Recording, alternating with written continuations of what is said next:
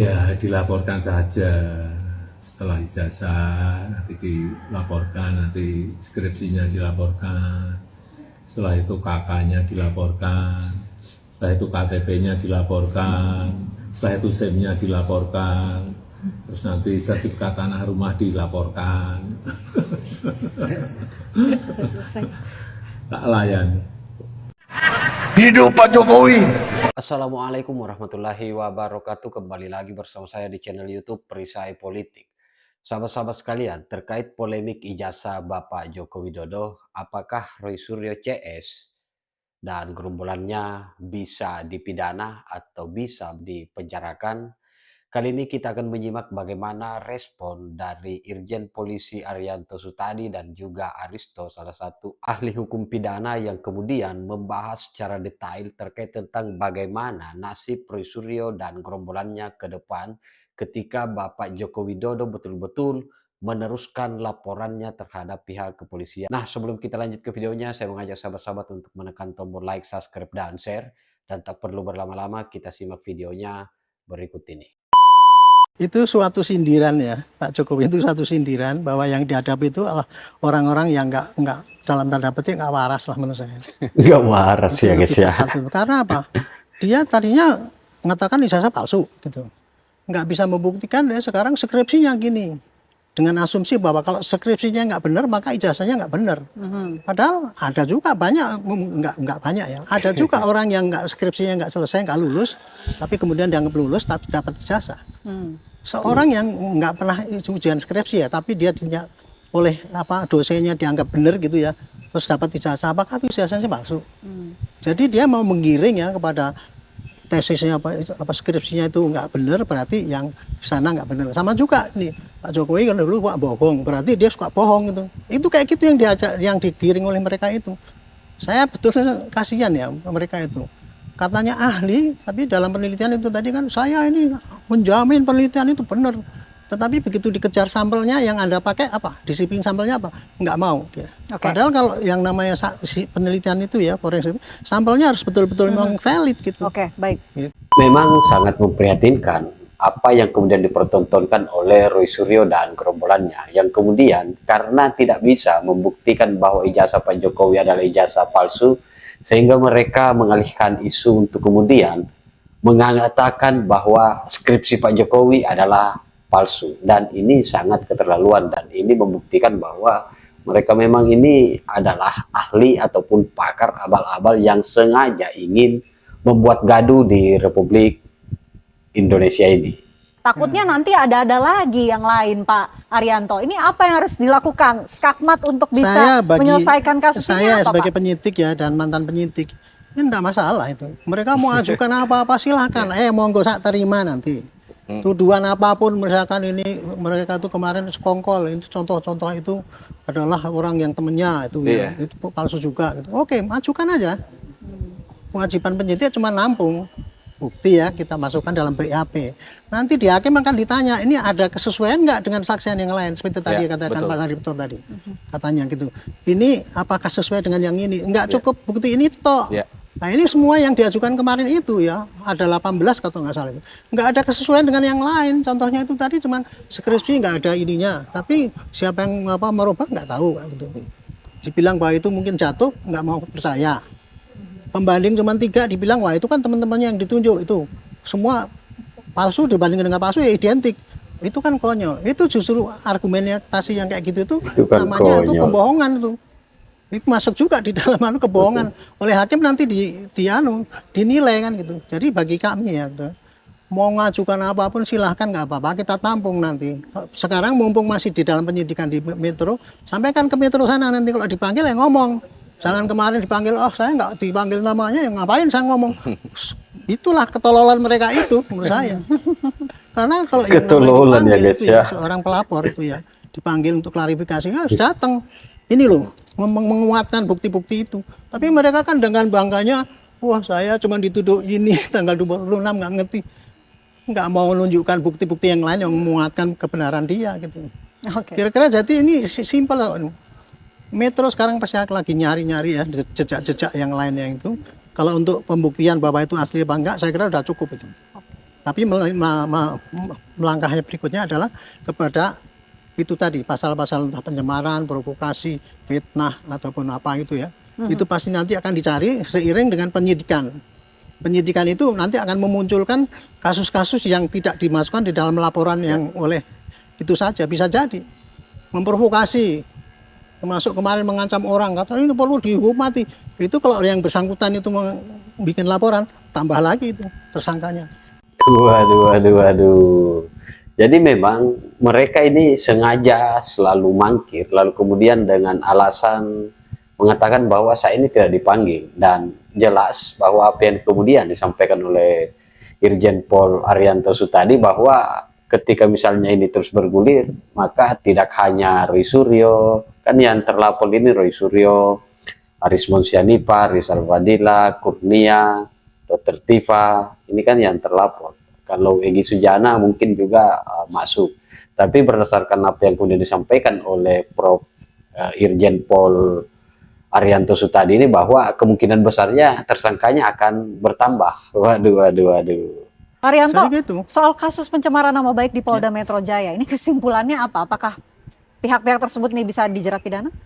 Kalau menurut saya gini, yang gampang ya untuk mengetahui apakah itu pencemaran atau bukan. Ada orang yang tercemar nggak? Ada orang yang turun derajatnya nggak? Martabatnya nggak? Ada yang kalau turun itu martabat ada, Jokowi. ya berarti apa yang disampaikan itu pencemaran. Betul. Tanya Cara aja sama hakim. mengukurnya itu gimana? Ukurannya ada orang yang tercemar apa tidak? Ada orang yang ada saksi yang tercemar. mengatakan saya tercemar dan saya tidak terima, ini minta dihukum. Itu bukti. Bukti bahwa ada terjadi pencemaran.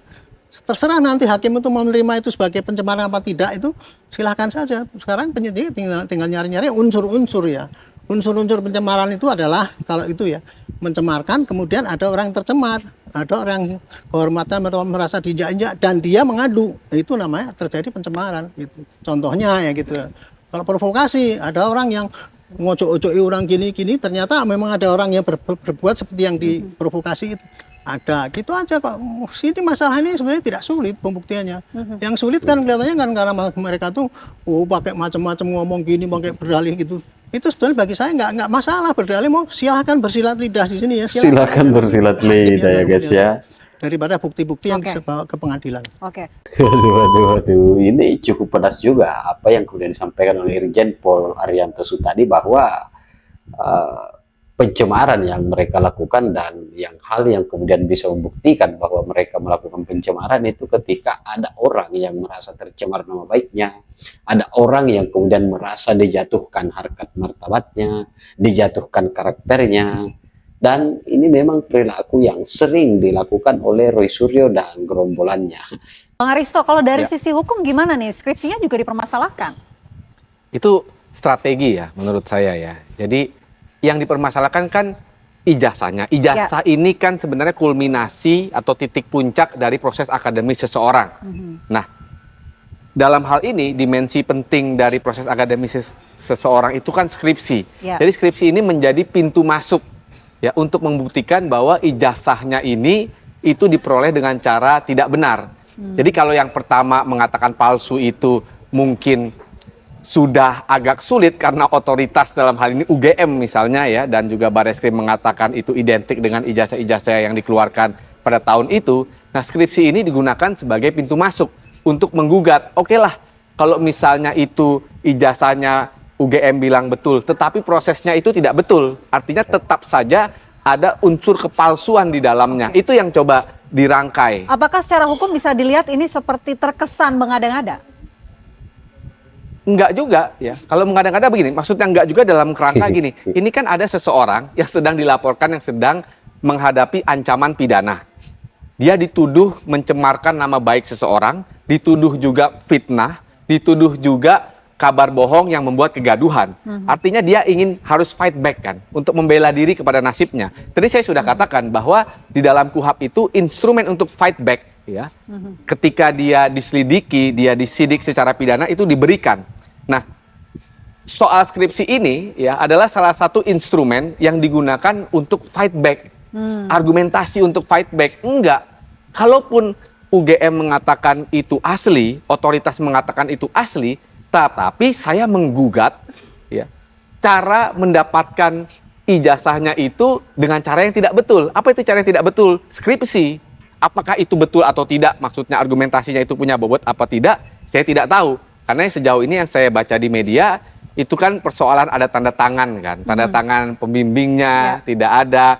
Nah, kalau cuma sesederhana itu, saya rasa perlu dipertebal lagi, lebih dalam lagi. Karena alat bukti yang dituduhkan untuk mensupport ya tuduhan pencemaran nama baik dan lain-lain itu kepada Roy Suryo CS itu lebih dalam dari itu. Jadi kalau dia mau menggugat skripsinya, dia harus buktikan. Misalnya apa? Tidak pernah itu skripsinya dibuat. Atau skripsinya dibuatkan oleh orang lain. Saya tahu siapa yang membuat skripsinya. Nah, itu menjadi bukti yang krusial sebenarnya untuk membela dirinya. Ini yang saya katakan di awal tadi, bahwa Roy Suryo dan gerombolannya ini sengaja memperlihatkan kebodohan. Setelah mereka tidak bisa membuktikan terkait tentang ijazah Bapak Jokowi adalah ijazah palsu, mereka kemudian mengalihkan isu ke bagaimana menggugat terkait tentang skripsi Bapak Joko Widodo. Dan Bung Aristo yang notabene sebagai ahli hukum pidana mengatakan bahwa mereka harus lebih dalam untuk kemudian membuktikan bahwa skripsi tersebut palsu.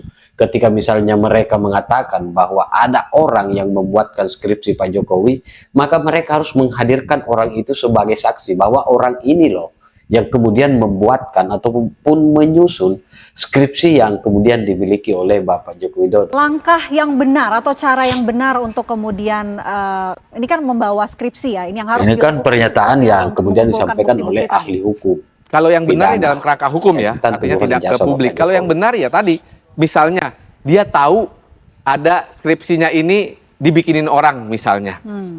Dia cari saksi yang tahu itu, atau bahkan misalnya kalau ada yang membuat itu, ajukan ke penyidik. Pak penyidik, jangan tuduh saya punya hak untuk mengajukan saksi yang meringankan saya. Ini, saya bawa saksi bahwa skripsinya itu tidak dibuat langsung misalnya oleh Pak Jokowi. Ada orang yang membuatnya. Artinya, saya mau membantah, walaupun otoritas mengatakan itu asli, tapi ternyata prosesnya untuk mendapatkan skripsi yang itu sulit karena hanya mereka yang keluar bahwa ijazah Pak Jokowi adalah ijazah tapi dapat ijazah. UGM, Itu kan Baris Krim Polri, KPU, bisa Bawaslu saja mengatakan bahwa ijazah Pak misalnya Jokowi adalah panggil ijazah penyidiknya. asli. Saya Kan, tahu guys, ini ya? yang bikin skripsinya si ini.